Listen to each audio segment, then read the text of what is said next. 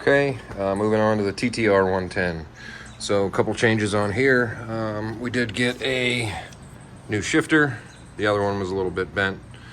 And we have a JTI Corso Plate.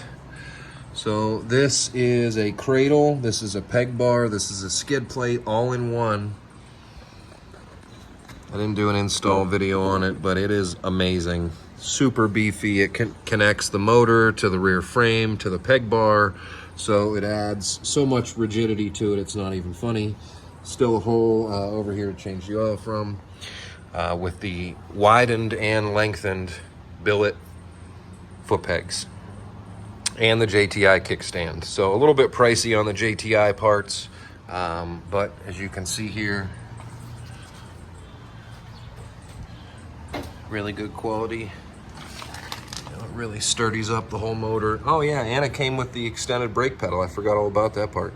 So adjustable here. This is also billet. Adjusts from front to rear. So you can shorten it up, lengthen it. We have it on the longest, and it's an over the pedal brake pedal. So it comes with this billet section here too. Overall, really impressive.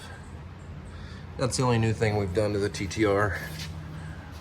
My son rides the shit out of it. It's got like 35 hours on it, so we're doing another oil change on it now. And this one, you just drain the oil, refill it. No filter. Got that rear tire worn down a little bit there. Not bad. Yeah, pit bikes are so much fun. We've had so much fun on these. If anybody's considering getting one, or if you think you want to get one for you and your son or whatever, but they're a ball.